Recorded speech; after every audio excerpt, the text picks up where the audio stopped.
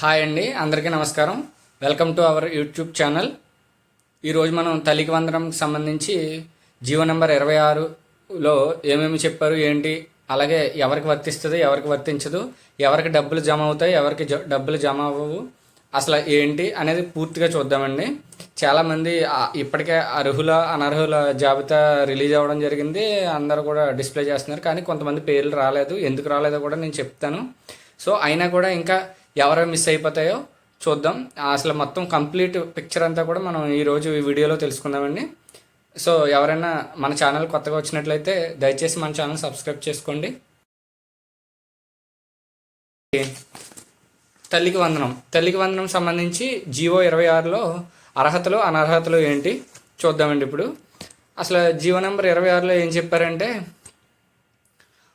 Schooling from class 1 through class 12 including intermediate, వీళ్ళందరూ కూడా ఈ తల్లికి వందనంకి అర్హత సాధించినట్టే. అయితే ప్రస్తుతం ఎవరికి ఇస్తున్నారంటే సెకండ్ క్లాస్ అంటే ఫస్ట్ క్లాస్ కంప్లీట్ చేసుకుని సెకండ్ క్లాస్కి వచ్చిన వాళ్ళకి, 10th క్లాస్ వరకు కంప్లీట్ అయిన వాళ్ళకి ఇది ఒక లిస్టు. 10th క్లాస్ కంప్లీట్ అయ్యి వాళ్ళు ట్రిపుల్ ఐటీ లేదా మన పాలిటెక్నిక్ కాలేజెస్ ఐటీఐ కాలేజెస్కి వెళ్తారు కదా, వాళ్ళ పేర్లు రావండి. సో ఇంతకీ క్రైటీరియా 1 to 12 ఇంటర్మీడియట్ వరకు. కానీ ఎవరెవరి పేర్లు వస్తాయంటే 2వ తరగతి నుంచి 10వ తరగతి వరకు ప్రస్తుతం చదువుతూ ఉన్నవాళ్ళు, నెక్స్ట్ ఇంటర్మీడియట్ సెకండ్ ఇయర్ చదువుతూ ఉన్నవాళ్ళు. ఎందుకంటే వీరి యొక్క పేర్లు మాత్రమే పాఠశాల అలాగే కాలేజ్ యాన్మాన్యంలో ఆల్రెడీ రిజిస్టర్ అయి ఉంటాయి లాస్ట్ ఇయర్ అటెండెన్స్ ప్రకారం. సో అలాగే 1వ తరగతి జాయిన్ అయిన వారు, అంటే 1వ తరగతిలో ఎవరైతే జాయిన్ అయ్యారో వారి యొక్క డీటెయిల్స్ ఇంకా మనకి అప్డేట్ అవ్వవు. అలాగే 10th క్లాస్ కంప్లీట్ అయిపోయిన వాళ్ళు ప్రతి ఒక్కరూ ఇంటర్మీడియట్కి జాయిన్ అవ్వరు, ఇంటర్మీడియట్ ఫస్ట్ ఇయర్. సో అందువల్ల ప్రస్తుతం ఇంటర్ ఫస్ట్ ఇయర్ చదువుతున్న వాళ్ళు ఈ 2 కేసులు కూడా మనకి పేర్లు రావు. నెక్స్ట్ 3వ కేసు చెప్పాను కదండి, 10th క్లాస్ కంప్లీట్ అయిపోయి ఐటీఐ అలాగే మనకి పాలిటెక్నిక్ కాలేజెస్లో అనమాట ఐటీఐ పాలిటెక్నిక్ చేసేవాళ్ళు లేదా ట్రిపుల్ ఐటీలో జాయిన్ అయిన వాళ్ళు వారి పేర్లు కూడా రావు. సో వారంతా ఫీజు రింబర్స్మెంట్కి ఎలిజిబుల్ అవుతారు. అలాగే ఇంటర్మీడియట్ కంప్లీట్ అయిపోయిన వాళ్ళది కూడా రాదు, ఎందుకంటే వాళ్ళు కంప్లీట్గా ఫీజు రింబర్స్మెంట్ కేటగిరీలోకి వస్తుందండి. సో ఇవి వీరికి మాత్రమే మనకి పేరు ప్రస్తుతం లిస్టులో రావడం జరిగింది. మిగతా వాళ్ళు అంటే 1వ తరగతి ఎవరైతే ప్రస్తుతం చదువుతున్నారో వారికి, అలాగే 10th కంప్లీట్ అయ్యి ఇంటర్ ఫస్ట్ ఇయర్ ఉన్న వాళ్ళకి, వీరి యొక్క వివరాలు ఇప్పుడు మనకి డేటా అనేది అప్డేట్ చేసిన తర్వాత 5వ తారీఖున వారికి పడడం జరుగుతుందండి. ఇది ఫస్ట్. నెక్స్ట్ అమౌంట్ ఎంత 15,000 అన్నారు, కానీ 13,000 మాత్రమే పడుతుంది. మిగతా 2,000 కూడా ఎడ్యుకేషనల్ ఎకోసిస్టమ్ని డెవలప్ చేయడం కోసం maintenance, hygiene, sanitation, such other items as per SOP దాన్ని బేస్ వాటి కోసం ఆ 2,000 ఉపయోగించడం జరుగుతుందండి.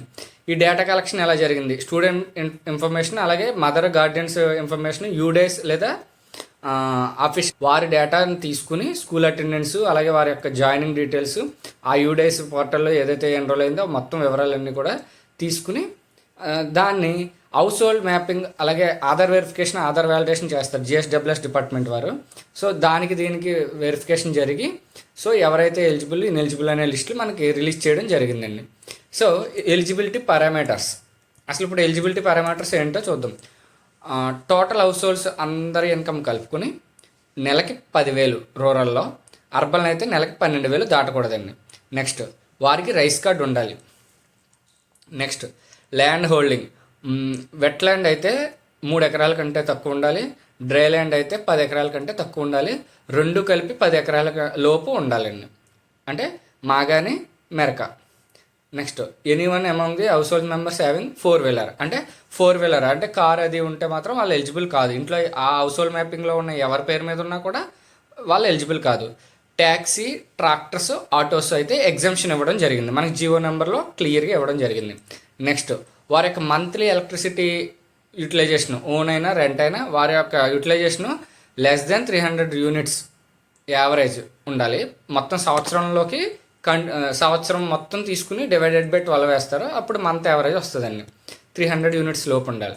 తర్వాత అలాగే అర్బన్ ప్రాపర్టీ, మున్సిపల్ ప్రాపర్టీ వాళ్ళకి ఎవరికి 1000 చదరపు అడుగుల లోపుగా ఉండాలి, అప్పుడు eligible. Next central state government employees అలాగే రిటైర్ అయిన ఎంప్లాయీస్ ఎవరైతే పెన్షన్ తీసుకుంటున్నారో వారు ఎలిజిబుల్ కాదు. శానిటేషన్ వర్కర్స్కి ఎగ్జంప్షన్ ఇచ్చారు, అలాగే ఎవరైతే మిగతా యాప్ కోర్స్లో ఉన్న వాళ్ళు కానీ, ప్రైవేట్ ఎంప్లాయీస్ కానీ, గవర్నమెంట్ ఎంప్లాయీస్ కానీ ఎవరైనా సరే శాలరీ మోర్ దాన్ 12,000 ఉన్నవారు ఎలిజిబుల్ కాదు.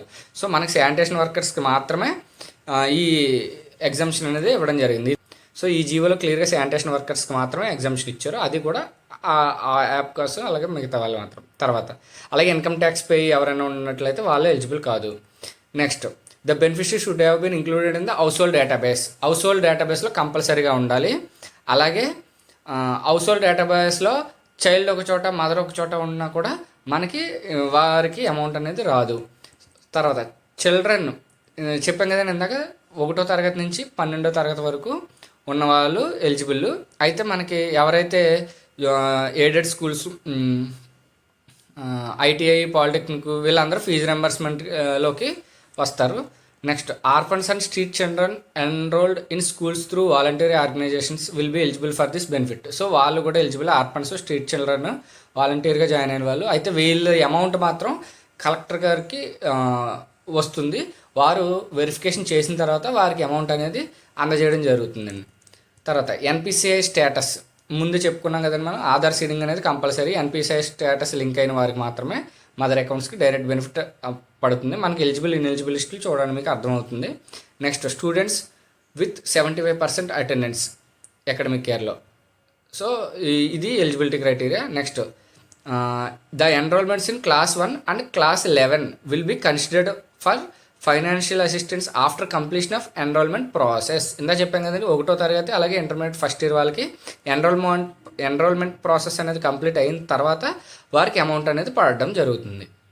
ఇదండి, ఇది మనకి క్లియర్గా ఎలిజిబిలిటీ. అలాగే ఏంటి మళ్ళీ చెప్తున్నానండి, ఎవరెవరికి వస్తుందంటే 2వ తరగతి నుంచి 10th క్లాస్ చదువుతూ ఉన్న వాళ్ళందరూ ఎవరైతే ఎన్రోల్మెంట్ కంప్లీట్ అయిందో స్కూల్ డేటాబేస్లో వారందరి పేర్లు వస్తాయి, వాళ్ళు ఎలిజిబిలిటీలోకి వస్తారు. నెక్స్ట్, ఇంటర్మీడియట్ సెకండ్ ఇయర్ చదువుతున్న వాళ్ళు వస్తారు. సో వీళ్ళ యొక్క వివరాలు, ఇంటర్మీడియట్ సెకండ్ ఇయర్ అంటే ఇంటర్మీడియట్ ఫస్ట్ ఇయర్ కంప్లీట్ అయ్యి సెకండ్ ఇయర్ వస్తారు కాబట్టి వాళ్ళు ఎలిజిబుల్. ఎలిజిబుల్ మీన్స్ వాళ్ళ పేర్లు వచ్చాయి. ఇప్పుడు ఎవరి పేర్లు ఎలిజిబుల్ అయినా రాలేదంటే 1వ తరగతి చదువుతూ ఉంటున్నారు, సో వారి పేర్లు ఇంకా ఎన్రోల్మెంట్ అవ్వలేదు కాబట్టి వాళ్ళ పేర్లు రావు. నెక్స్ట్, ఇంటర్మీడియట్ ఫస్ట్ ఇయర్ చదువుకుంటూ ఉంటారు, 10th క్లాస్ కంప్లీట్ అవుతుంది, వాళ్ళ పేర్లు రావు. నెక్స్ట్, 10th క్లాస్ కంప్లీట్ అయ్యి ఫీజు రింబర్స్మెంట్కి ఎలిజిబుల్ అవుతారు, ఐటీఐ, IIIT అందులో జాయిన్ అయిన వాళ్ళు, వారి పేర్లు ఫీజు రింబర్స్మెంట్కి వెళ్తే వాళ్ళు రారు. నెక్స్ట్, ఇంటర్మీడియట్ కంప్లీట్ అయిపోయి డిగ్రీ లేదా బీటెక్ చదువుతున్న వాళ్ళు, వారి పేర్లు ఫీజు రింబర్స్మెంట్లో కవర్ అవుతాయి. సో ఈ పేర్లు ఇవి చూసుకోండి. ఈ లిస్టులో నేను చెప్పిన క్రైటీరియా అంతా ఫాలో అయినా కూడా పేర్లు రాకపోతే కనుక అర్హులు అయ్యి ఉండి పేర్లు రాని వాళ్ళు కొంత ఉండొచ్చు. సో మనకి అవకాశం ఇస్తాం అంటున్నారు, త్వరలోనే ఆప్షన్ కూడా ఉంటుంది. ప్రస్తుతం ఏంటంటే ఎలిజిబుల్, ఇన్ఎలిజిబుల్ లిస్టులు వచ్చాయి. ఎలిజిబుల్లో యాక్టివ్, ఇన్యాక్టివ్ ఉంటుంది అనిపిస్తాయి. సో వాళ్ళు ఎవరైతే ఇన్యాక్టివ్ ఉన్నారో వాళ్ళకి డబ్బులు రావు అప్పుడే. యాక్టివ్ ఉన్న వాళ్ళకి డబ్బులు దశల వారీగా పడుతున్నాయి, 13,000 అనేవి. సో ఇన్యాక్టివ్ ఉన్న వాళ్ళు త్వరగా వాళ్ళు ఎన్పిసిఐని యాక్టివేట్ చేయించుకోవాలి బ్యాంక్ని సంప్రదించి. నెక్స్ట్, ఇన్ఎలిజిబుల్ వాళ్ళకి గ్రీవెన్స్ రైజ్ చేయడానికి డిజిటల్ అసిస్టెంట్ లేదా ఎడ్యుకేషన్ సెక్రటరీ వారి లాగిన్లో గ్రీవెన్స్ రైజ్ చేయడానికి గ్రీవెన్స్ మెకానిజం అనేది ఎనేబుల్ చేశారు. సో అది NBM పోర్టల్లో చేయాలి. 12వ తారీఖున 54,94,703 మంది ఎలిజిబుల్ స్టూడెంట్స్ అందరినీ కూడా డిస్ప్లే చేస్తారు. ఆ లిస్ట్, ఎలిజిబుల్ లిస్ట్ని డిస్ప్లే చేసిన తర్వాత 12వ తారీఖు నుంచి 20వ తారీఖు మధ్యలో గ్రీవెన్స్లు అనేవి తీసుకుంటారు. ఎవరైతే అనర్హులై ఉన్నారో వారి యొక్క వివరాలు, వాళ్ళు మేము అర్హులమేనండి, మా దగ్గర డాక్యుమెంట్స్ ఉన్నాయండి అని మీకు అప్రోచ్ అయితే వాళ్ళ దగ్గర నుంచి అర్జీలు తీసుకోవాలి. అవన్నీ కూడా సచివాలయంలో తీసుకోవాలి 12వ తారీఖు నుంచి 20వ తారీఖు. 21 నుంచి 28 వీటి మీద మొత్తం ప్రిపరేషన్ జరిగి వెరిఫికేషన్ జరిగిన తర్వాత మళ్ళీ ఫైనల్ ఎలిజిబుల్ లిస్ట్ అనేది తీస్తారు. ఆ మిగిలిన దాంట్లో ఆ అనర్హులు ఎవరైనా అర్హులు ఉంటే వాళ్ళది. సో ఇది మనకి వీటికి పబ్లికేషన్ 30వ తారీఖున ఆ లిస్ట్ని పబ్లికేషన్ చేస్తారు. జూలై 5వ తారీఖున వీరందరికీ కూడా ఈ అమౌంట్ పడడం జరుగుతుందండి. సో ఇది తల్లికి వందనం సంబంధించి పథకం యొక్క షెడ్యూల్ ఇదండి. సో మనకి ఇందాక చెప్పిన లిస్టులు ఉన్నాయి కదండి, ఎవరైతే ఎన్రోల్మెంట్ ప్రాసెస్ పూర్తవన 1వ తరగతి వాళ్ళు, ఇంటర్మీడియట్ ఫస్ట్ ఇయర్ వాళ్ళు, వారికి కూడా జూలై 5వ తారీఖున పడుతుందండి. ఈ మధ్యలో వారి యొక్క పేర్లు స్కూల్ డేటాబేస్లో ఎన్రోల్ అయిన తర్వాత అందులో ఎలిజిబుల్ ఎవరైతే ఉన్నారో వారికి 5వ తారీఖున నేరుగా ఖాతాలో జమ అవ్వడం జరుగుతుందండి. ఇది తల్లికి. ఇప్పుడు ఇదండి తల్లికి వందనం సంబంధించి బ్రీఫ్గా జీవో నెంబర్ 26 బ్రీఫ్గా చెప్పాను. వీడియో పెద్దదవుతుంది కాబట్టి మీకు మిగతా విషయాలు అంటే గ్రీవెన్స్ ఎలా రైజ్ చేయాలి, అనర్హులు అయితే కనుక ఏ విధంగా అప్రోచ్ అవ్వాలి, వాటికి సంబంధించిన డాక్యుమెంట్స్ ఏంటనేది క్లియర్గా మనం వచ్చే వీడియోలో తెలుసుకుందామండి. థ్యాంక్ యూ సో మచ్ అండి అందరికి.